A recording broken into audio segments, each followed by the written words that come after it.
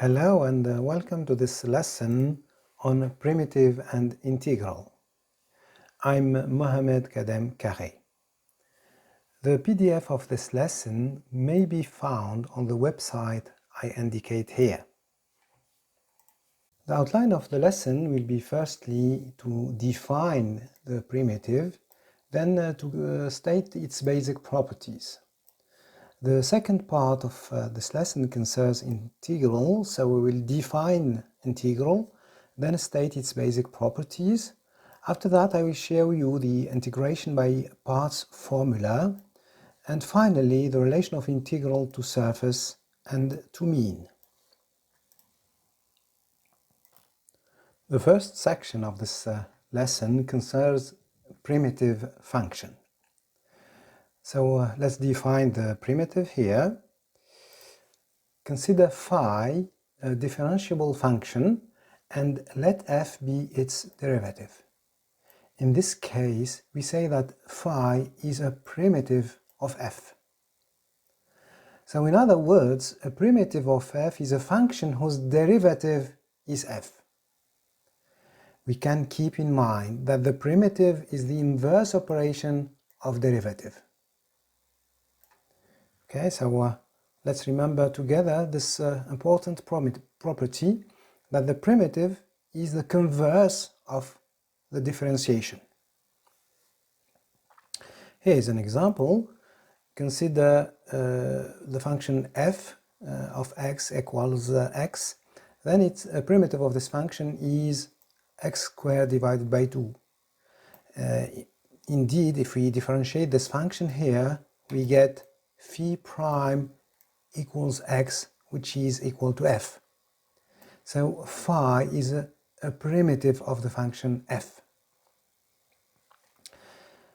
Observe that for any real number constant c, we have phi plus c prime equals phi prime.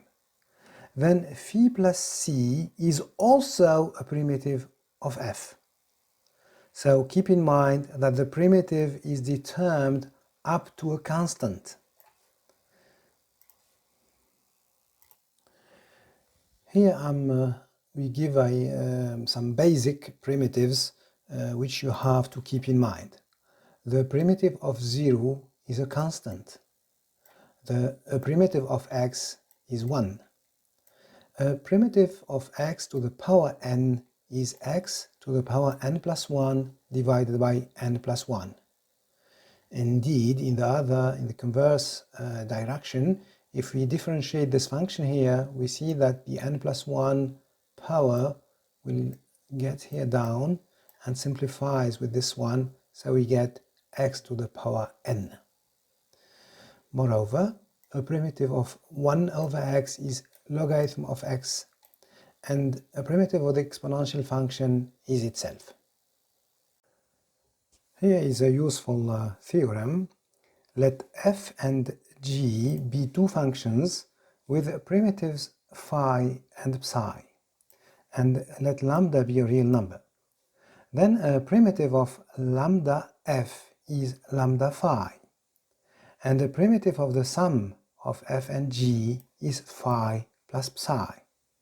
So this permits to get the primitive of a sum of two functions, or the multiplication of a function by a real number, simply by the sum of the primitives or by multiplying the primitive of f with the constant. So here is an example. If we have to calculate the primitive or a primitive of this function here, so a primitive of 5 is 5x, and since here we have the plus sign, we add. Now the primitive of x, which is x squared divided by 2, and finally we have minus 3 multiplied by a primitive of this power, which is x to the power 5 divided by 5. So you see that this theorem simplifies the calculation of the primitive of a sum of many functions. The following theorem is called a primitive by composition. Consider two functions u and v, assumed differentiable. Then remind this formula here the derivative of v composed by u equals v prime composed with u multiplied by u prime. So conversely, a primitive of the right hand side, which is this term here, is v composed with u. This has many applications.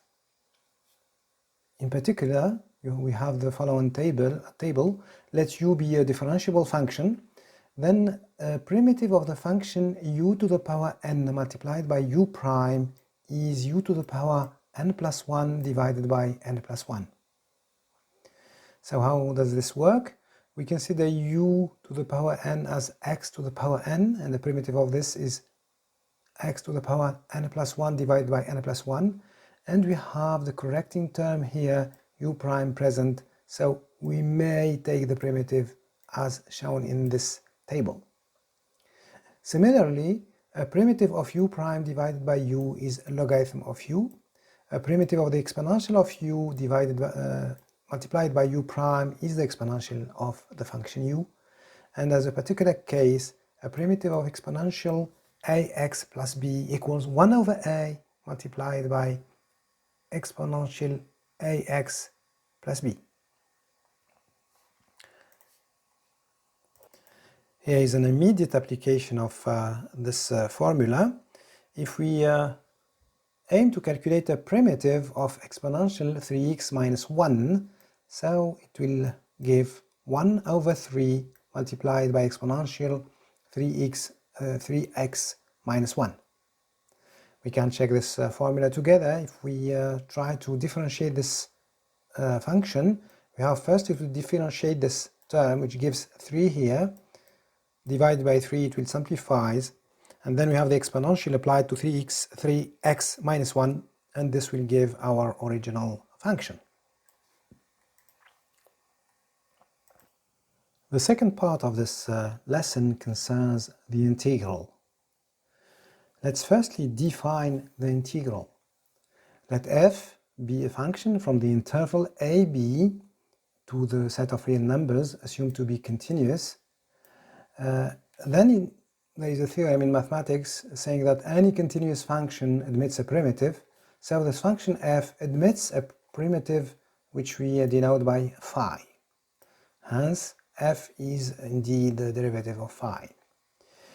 In this case, we define the integral of f by phi of the point b minus phi of the point a.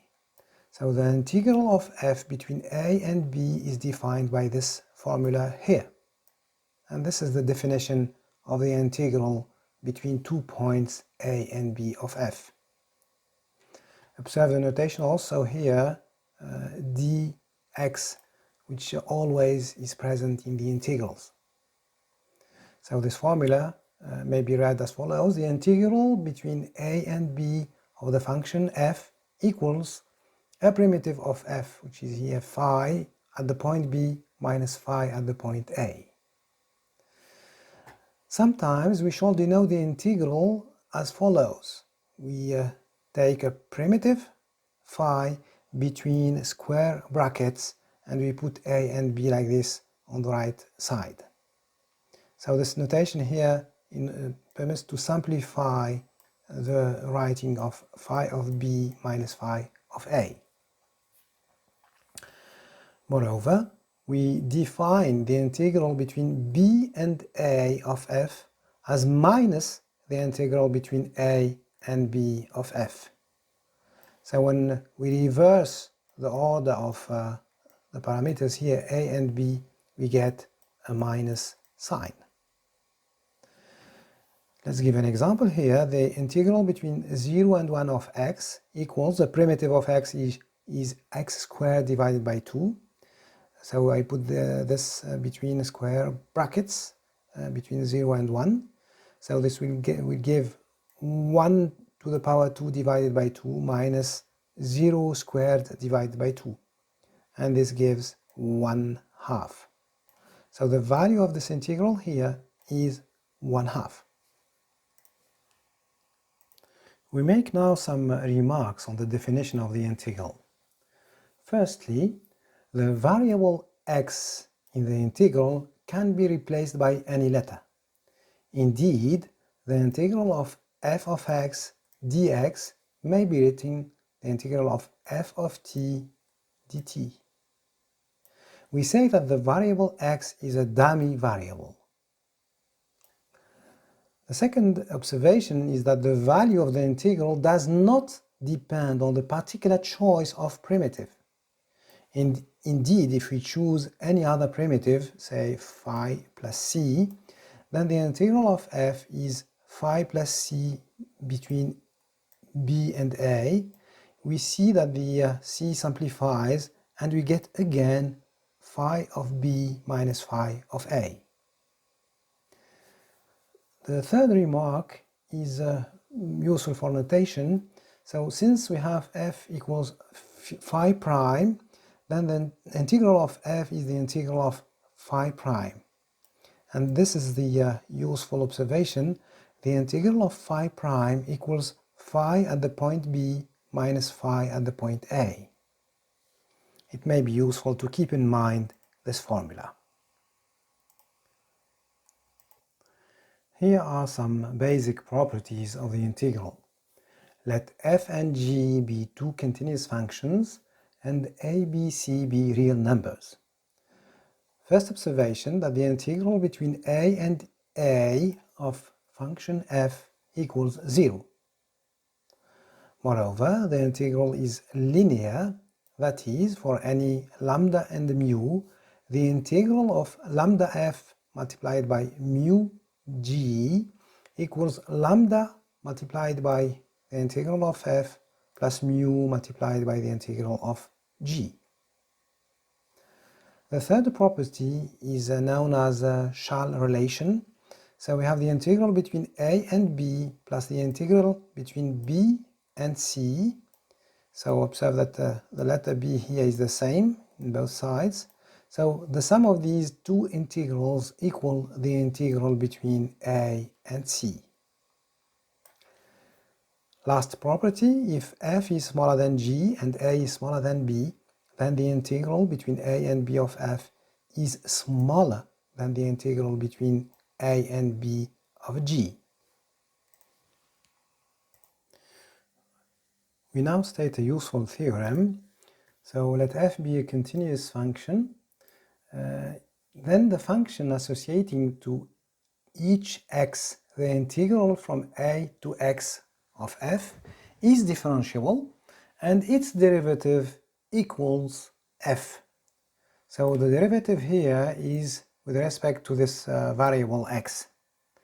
So let's keep in mind, if we differentiate an integral with respect to some parameter x in the bounds of the integral, then we get the function f itself.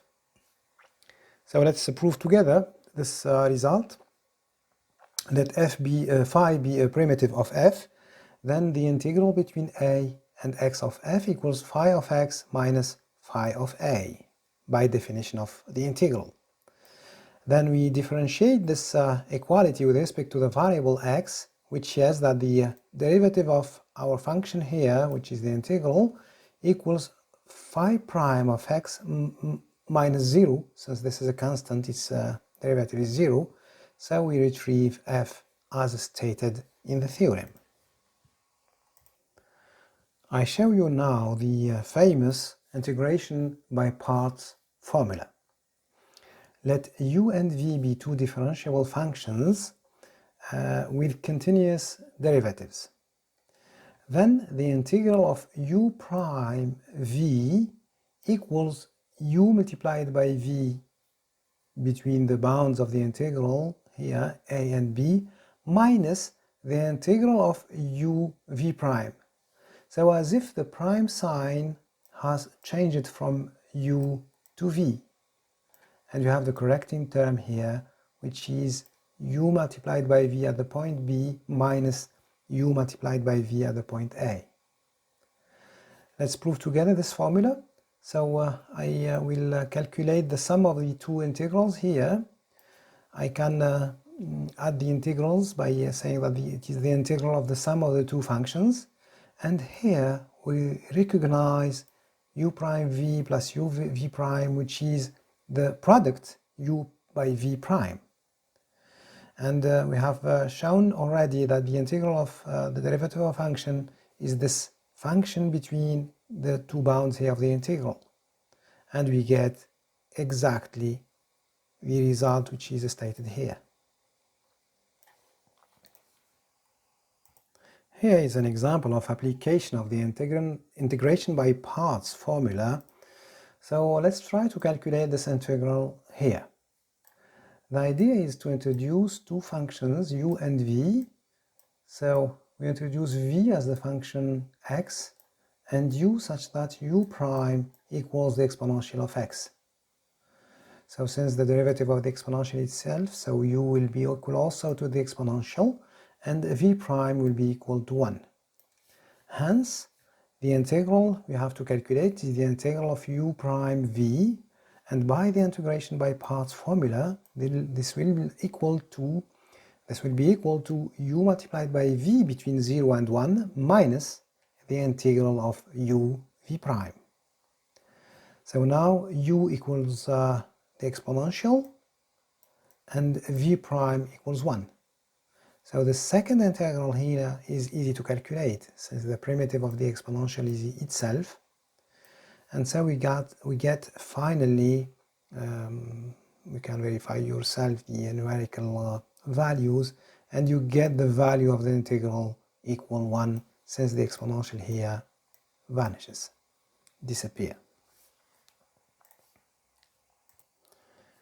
Here we show that the integral is closely related to the notion of surface. Let f be a continuous function on the interval ab, then the integral between a and b of the function f is an example of the function x squared, but this property is general for any continuous function. The integral of this function is exactly the surface I'm drawing now here between the curve of f, the line x equals a, and the line x equals b. So here is an example. If we take the function x squared and we calculate the integral of x squared, it is x to the power 3 divided by 3 between the points 1 and 2, and this gives 8 minus 1 divided by 3, which gives 7 over 3. So the surface drawn here is exactly equal to 7 divided by 3. Finally, the integral is also related to the notion of mean. Let f be a continuous function, then the mean of the function f between a and b equals 1 divided by b minus a multiplied by the integral between a and b of the function f. Here is an application. Let's calculate the mean of x squared in the interval 1, 3. So this will be equal 1 divided by 3 minus 1 multiplied by the integral between 1 and 3 of x squared. A primitive of x squared is x to the power 3 divided by 3. So this will give 1/2 multiplied by 3 to the power 3, which gives 27 over 3 minus 1 over 3.